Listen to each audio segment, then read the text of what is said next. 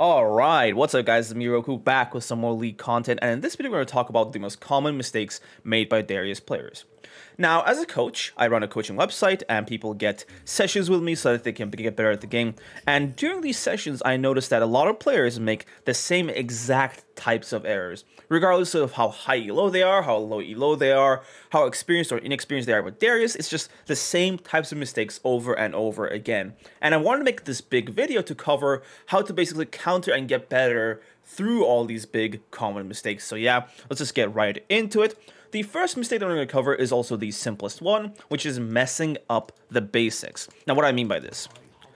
By the basics, I mean things like, you don't know how to do the, auto W thing. You don't know that you can do auto cancels. You can't do your basic RWQ combo, like the basic mechanical things. And I also mean things like, leveling W second instead of E, or buying black cleaver, or like some bizarre item, right? It's like, well, this is not a bizarre item, but you get what I'm saying, right? Like, there's a lot of mistakes that are just hyper basic that, you wouldn't expect a Darius main to make these kinds of mistakes, but they do. So I have my general Darius guide video that I've made. I'll link it on the card on the top right of the video, I think. So go click that and make sure you're not messing anything up, okay? So first things first, get the basics down, the basic combos, buy all the good items, everything like that, okay? Let's continue with everybody who's gotten the basics down, right? A big mistake that I find in a lot of Darius players that just makes me go crazy is wasting E, okay? Now, E is Darius's, like, I know all of his abilities are really important, right? Q is important, W is important to, like, mesh everything together. Ult as well, the dunk time, like, ability. It's amazing. But his E is very underrated because it's his only defensive tool. Okay, like, your E is the only thing you have that just stops you from taking damage because you're just stunning the person trying to hit you, right? So, if you are fighting someone and you just use your E randomly, then you've basically just wasted your only defensive tool, making you prey to all their damage, okay? Do not waste your E. And the most common way people waste their E is, let's say that this guy is in my melee range, right? He's in range from all attacks on my W. I pull him, right? I'm not close to dying. He doesn't use any ability that I have to block. Like, I just randomly pull him instead of starting off with my autos, and then when he dashes away, and then I pull him, right? You're not supposed to just instantly use your E whenever there's a person in range to get pulled, okay? If a person is in range for an all-in, let's say they're in Q range, so I Q, Ghost, and then the all-in has begun, I'm gonna save my E until I need it, okay? Do not waste your E. Again, watch your gameplay, watch a fight where you died, and just think about how you use your E, because the E usage determines great Darius players from the best Darius players. It's what sets them apart, okay? So yeah. Up next, these are two kind of mistakes in one, but I'm going to cover them one by one. First mistake is that not ghosting soon enough, right? A lot of players just ghost way too late. Like, let's say I started the all-in, auto WQ. By this point, I should have started to ghost already, okay? Ghost should basically be activated.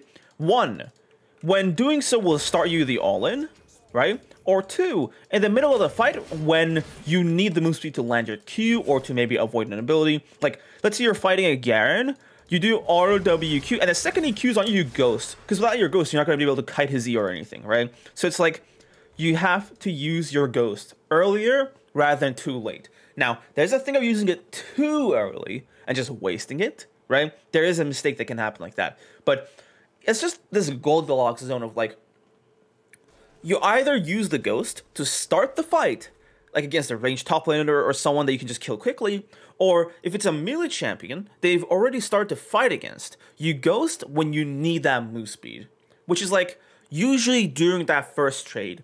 You trade with them, and when you still, okay, I can turn this into an all-in and kill them, then you ghost and go for it, okay? That's basically how we're looking at using our ghost in the middle of fights. Now, another concept that I briefly touched on is picking, like, detecting all-in opportunities in lane. And you can mostly do this with Ghost, okay? So let's imagine, let's say, two positions, right? Right. Let me just make this a bit more obvious, okay? One is there, and one is there, okay? So, I'm gonna talk about this, and then I'm going to explain it more theoretically, okay? These are two potential positions that our enemy can take, right? And our enemy's safety is here to their turret. So once they get under their turret range, we can no longer kill them, okay? So our objective is to ghost an all-in and kill one of these guys. Now, which one is easier to engage on, okay? Like, which one, if we ghost and run towards, will catch faster? Remember, this is their safety. This is a very obvious question, I know, but it's just about applying it in-game, so I have to get it into your head very clearly. If I walk towards this guy, he's just going to walk directly back, okay? So I can only catch him with Ghost. And even if I do, he's still, if he has move speed steroids, if he has slows, God forbid a dash, then I'm probably going to catch him around here, right? Like, especially if it's like a Vayne, I ghost towards her, she condemns me, boom, she gets away. If I ghost towards this guy, though, like, look, he can't directly walk to the turret because there's a wall in the way. So he has to walk around this wall, which means that if I see this happening, I can just run directly here. And because this person is not using their entire speed to get away from me, then it's easier for me to catch them. I'm going to hop on Paint and basically draw how this works, right? And for those of you who've done physics, this is basically just movement on a two-dimensional plane. But any object, right, has a speed. Let's just call it 300, right? Now, if this object has to run like this, sure, this overall speed will be 300, but it will be a combination of two speeds. It'll be a combination of a speed here, 150 here, and a 150 here, right? So if the person running away from you, right, can walk, let's say that this is, let's make it red actually. Let's say that this is you, and blue is the enemy, right? If the person you're trying to chase has to walk in the same direct direction away from you, then it's going to be a bit harder to catch them, right? Because they're using their entire speed to get away from you. But if you're in a position where you're walking into someone, right, and their escape is not directly away from you, because remember, this guy has to like walk around this wall to get to his turret, right? If they can't use their entire speed to get away from you, they will catch up to them faster. Because you're using all 300 of yours, but they're only using like 150 or something, because they're walking around like this instead of just directly up, okay? This is basic physics movement in a two-dimensional plane, and it's how, if we, let's get back into the game, if I just run into this guy, I'll catch him way faster. It's just, he has to walk around, he can't just directly run away, okay? Now, this isn't just with walls, okay? This is also with minions, because remember, minions can sometimes body block you. And we as Darius players are kind of happy because when you kill someone with your ultimate, the minions are feared. But with most normal champions, the minions can just straight body block you. And it sometimes leads to you like missing abilities and not getting kills. You can use that against enemy players. Let's just say that, let me just go back onto Paint again, because I just found my passion for drawing apparently. Okay. Okay, let's just clear all this. Okay, so let's say that this is you, this is the enemy, right? Now, if you run straight towards them and they run straight back, you're not going to catch them. But let's say that there are minions here, right? They have their own minions around, behind them, in front of them, right?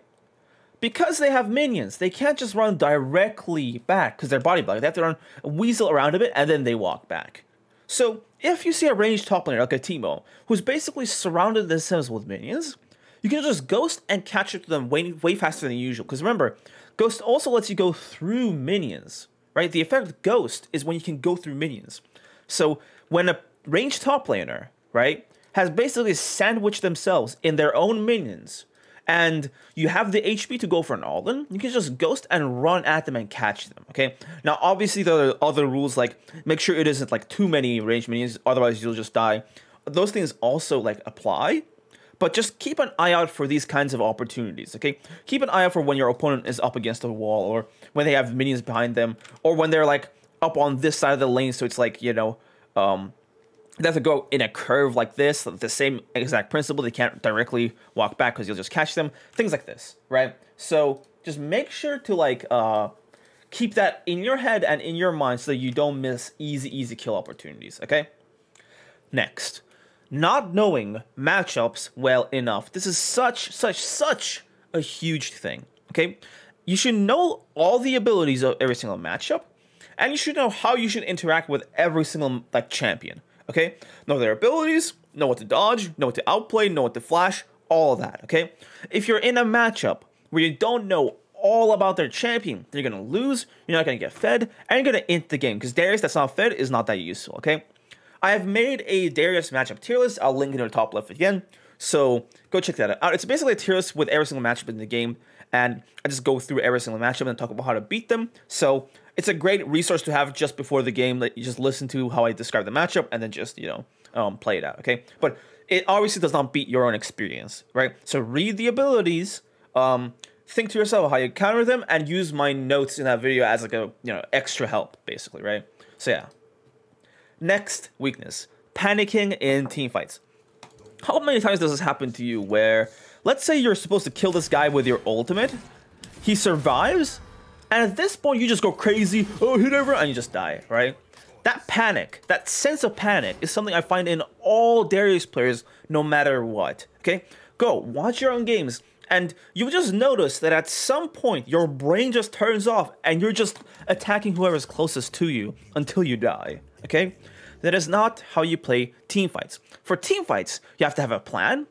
This plan includes my main targets, what my champions' goals are, Darius 5 stacks, or getting a reset with their ultimate, things like this. Looking for them, going for them, and making sure we know the location of where every single enemy champion and ally champion are, so you can actually plan your attacks and stuff better, okay? I've made another whole video on this. It's like most of these points I've made videos on. This is essentially just me telling you guys to watch the, organizing my other videos. But yeah, right? So I made a Darius team fighting guide on the top right of the video, and again, that direction. It's a very interactive video, so it should be quite useful to a lot of you guys who are struggling in team fights. Hyper-fixating on killing with ultimate. This is another big issue that plagues a lot of Darius players, in that, let's just say that I'm fighting a Fiora, right? If I obviously make it, super obvious I'm just gonna ult her when he kills her, then it's gonna be more predictable for her and she can just riposte that. But let's say I get 5 stacks, she's half HP, and then I ult her, that's gonna surprise her. Because she's not gonna expect me to kill her with the ult. She's gonna expect me to she's gonna expect me to kill her with the ult, not to just use it for damage. So it's like, in a lot of matchups, using your ultimate early can be a very big help. Because in a lot of these matchups, the whole point isn't to just have the reset. The whole point is to kill them as quickly as possible.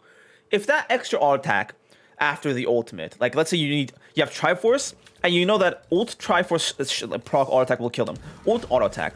Just kill them like that, okay? You don't have to hyper fixate on killing someone with just your ultimate, okay? Your ultimate is a tool.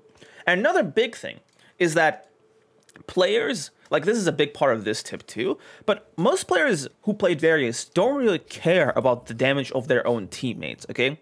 Now, if you watch my streams, there are a few occasions where my teammates steal my ultimate kills, but most of the time, I land ultimates in team fights, okay? And a lot of the best Darius players just land their ultimates because they count on their, teammates' damage, right? They don't, ignore it, they count on it. Because if I know that my ADC will do the 100 damage I need to get an ult reset, but if I auto-attack myself and then let them auto-attack, then the target's gonna die.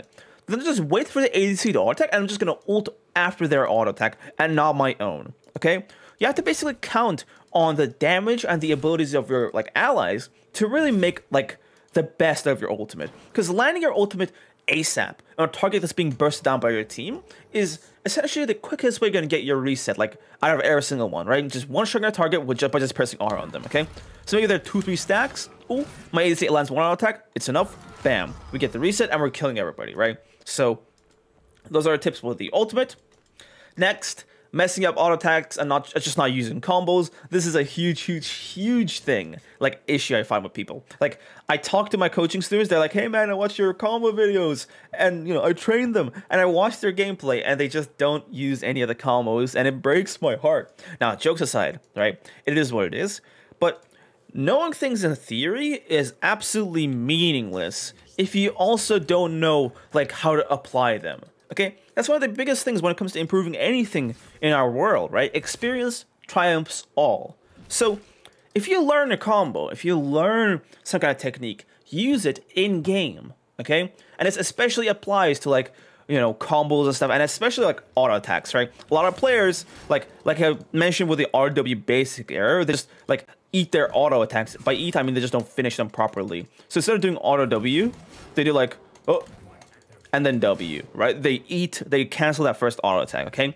This is the biggest issue with players who use God King, because God King's auto attacks are like the worst out of all Darius skins. Like they're just so horrible, right? That's like the worst part about this skin. The auto attacks are absolutely unplayable.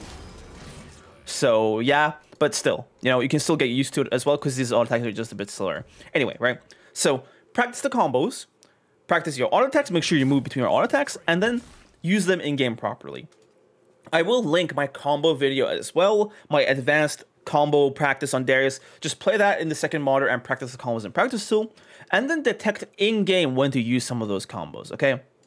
All right, up next. This is a very slight error, but it's basically when you use Q instead of just auto-attacking, right? Now, Q is like, has a wind-up. It has a wind-up of 0.75 seconds, okay? A lot of the times, let's say we're doing auto WQ, we're fighting someone, they're enough to kill with just one auto attack, but instead of auto, we go for the Q. And this is so risky because a lot of champions have ways to counter your Q, but they don't have ways to counter a point and click auto attack, okay? So if you're up against the Camille and you Q her to finish her off, then she's just gonna ult you, and then maybe she gets her charged Q off on you because, you know, it stacks up by then, and then she just one-shots you, okay? And in a lot of cases, and this is a very, like, you know, you see it when you see it, and you really need a practical, like, experience of this happening to kind of understand it, but just in some matchups where you die, ask yourself, should I really have finished that fight with my Q, or would an auto attack just do the trick at that point, okay? This is a big thing, okay? Just sometimes auto attacks are enough, especially if you're running lethal tempo. If you're running lethal tempo, in some cases it's not even worth it to bother with Qs because your auto attacks are just so much, just numerous, you can just finish the job with just your auto attacks, okay? So sometimes it's just not worth it to use your Qs, okay? In cases where the enemy is just one auto attack from death, but they have ways to fight you, right? So like Qing is just giving them an opportunity to outplay you, okay? That's what it is.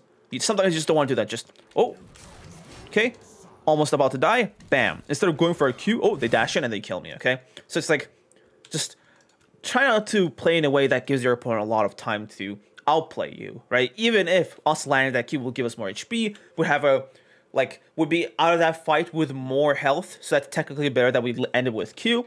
Sometimes it's better to guarantee the fight rather than risk it for a bit, like, for a game that's not even that much worth it, right? Big error with a lot of Darius players is positioning him like a frontliner, okay?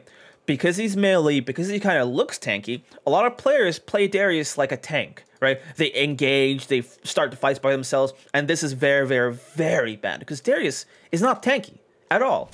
Darius has no tank mechanics in his kit, just his Q. And in a lot of cases, you won't be landing your Q, right? It's like the ranged champions are outside your Q range, the melee champions are inside your Q range, just CCing you.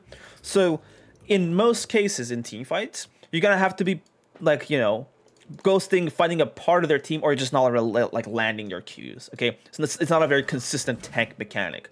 So that's it. And if they buy anti-heal, your Q heal is absolutely pathetic. It's like 60% of that just gone, man. Like, that is absolutely pathetic. It's 6% missing health heal per Q. That's nothing, bro. It's like less than an ADC's auto attack. So Darius has very bad tank mechanics. So don't tank, right? Wait for your teammates to get caught. Wait for your teammates to start the fight. Wait for your tank to start the fight. Wait for somebody to get a catch. Wait until the enemy goes in on your team, because Darius is a very good counter-engage, like, champion, right? If somebody goes in on your team, but they're isolated, and their team has not yet reached to help, you can very easily stack 5 on them and then just kill the entire enemy team, okay? You have to play like this. The most ideal way for Darius is to find a single isolated opponent, rush up to them, get your 5 stacks, and then kill all the other enemy players, okay? The second best way is to find your stacks, right? Which is off of a target that's either low HP or a target that you can basically flank and get on, just things like this, okay? So just, like, no matter what you do in a teamfight situation, don't frontline. Again, my teamfight video covers this extremely well, so go check that out. I already linked it in this video, but yeah. The last, but definitely the most saddening tip of all of these is picking Darius into a bad team composition. Sometimes just picking Darius is straight up wrong. Now, like, again, I'll preface this. In most low elo matches, you can just brute force some of these, like, horrible team compositions because, like, again, right, players don't know what they're doing, so if you get fed enough, you can kill anyone, right? But if you're playing, let's say, even Platinum at this point, because of how the game's meta has formed, even Platinum and low Diamond, you basically have to, like, adhere by these rules, right? You can't always pick Darius, right? It's good to have other champions. Let's say that the enemy team has a lot of peel for a single champion that's going to be carrying, right? They have a Lulu, a Zillion, a Karma, like, I don't know, just a lot of range, and they have big damage dealers. They have, like, a Jinx or something, or, like, a, you know, they have a lot of help for their, like, I don't know, Jace or whatever, right? They have a lot of infrastructure to protect a carry. Then Darius is going to suck, because although Darius can do a very good job at killing squishies, he's also very easy to peel someone off of, right? Darius is, like, very susceptible to getting 2v1, not by a tank ADC, but by an enchanter ADC. Because if you catch the ADC and then Lulu just ults them, then, like, it's just way harder to kill that ADC, you know? So it's like, Darius is kind of countered by a lot of enchanters. Like, your Jannas, your Lulus, Karma's annoying for him too. Nami's outplayable because, you know, she actually takes skill to land skill shots, unless, like, most enchanters, you just point your skill shots in the general direction of the enemy and they land. But it's like, you know, if it's a champion that has to actually use skill to land things, you can outplay it. But if it's like Leona, where she points the ult somewhere and then it just CCs you randomly, then yeah, it's going to be kind of hard for you to play the game, right? So it's like, team compositions with a lot of damage and a lot of CC tend to mess Darius up, okay? So it's like, if they have a lot of enchanters or whatever, then picking Darius is not the best move. But if their team comp has a lot of tanks, Darius is perfect. Because with Darius, you can just go Divine Sunder and absolutely destroy tank compositions. And the thing about tank composition is that if they don't have a massive damage dealer behind them, then they're just not killing you fast enough so you can actually land your Qs on them and have that heal be impactful, okay? So it's like, if you're fighting against a lot of melee champions, a lot of tank champions, Darius is perfect. But in my opinion, you should ideally be picking Darius mostly like through the matchup, okay? If it's a good matchup that you can just get fed out of, then Darius is perfect, because a fed Darius can beat the people that just straight counter him, right? It doesn't matter, like, you know, if they have a Lulu Kog'Maw, if you're fed enough, you'll just still one-shot them because you're fed and you're Darius, right? So it's like, just pick him into a matchup that you're gonna win. If the enemy team has 2 AD carries, like a Jhin and a Vayne, that's Vayne top, bro. Don't pick Darius into Vayne top. Pick, like, I don't know, a Teemo or something, or like a Draven top to just counterpick the Vayne and just destroy her and show her how being counterpick feels. But, like, you know, like, don't counterpick yourself is all I'm saying, okay? Alright guys, that's pretty much it for this video. I'll see you in the next one. Peace out.